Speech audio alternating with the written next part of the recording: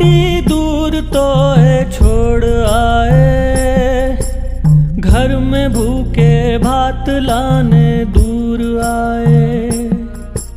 मोतियों सी आंसू रोती अम्मा मेरी, जाने कैसे मुन्ना मेरा रात खाए। शहर में हम बेसहारे, गाँव मेरा घर पुकारे, कल क्या होगा सोचता दिल थम सा जाता रे। ये बीमारी जान लेती, काम छूटे घर उजाड़े, ये गरीबी हम जो जीते कम है क्या रे। गाँव माटी दूर तो है छोड़ आए, घर में भूखे भात लाने दूर आए।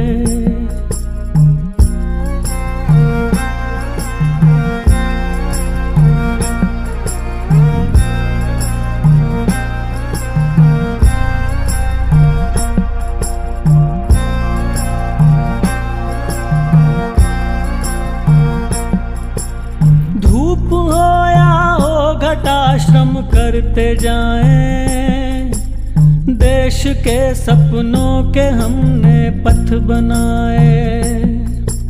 धूप हो या हो घटा श्रम करते जाएं, देश के सपनों के हमने पथ बनाए। देश तू है मान मेरा, दिल ये बोले हाथ जोड़े, मुश्किलों की इस घड़ी में तू सहारा रे।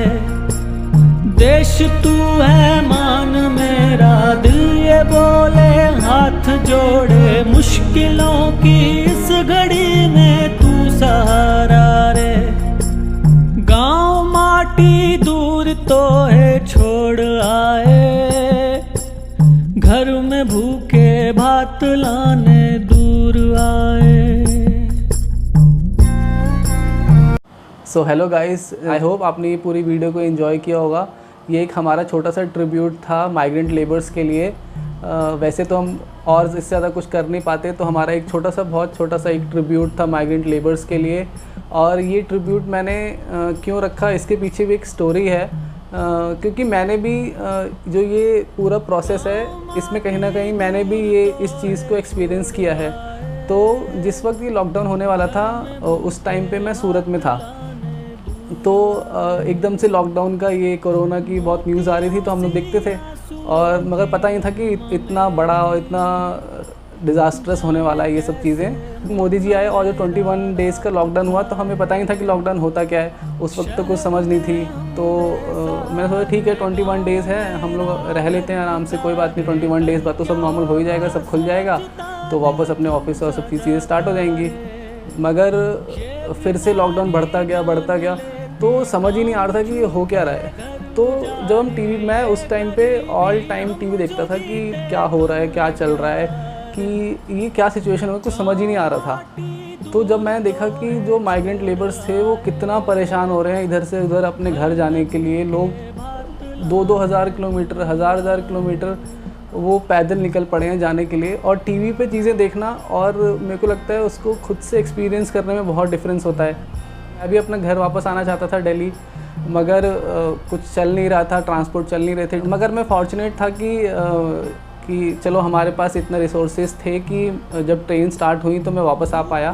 और जब मैं वापस आ रहा था तो मैंने जो टीवी में देखता था और फिर जब मैंने सड़कों पे वही चीज़ें अपने आँखों से खुद डायरेक्टली देखी, तो मुझे बहुत ही एक वो झटका सा लगा कि कैसे लोग मतलब ट्रैवल कर रहे हैं, इतना लंबा सफ़र, इतना सामान के साथ, बिना कुछ सोचे समझे।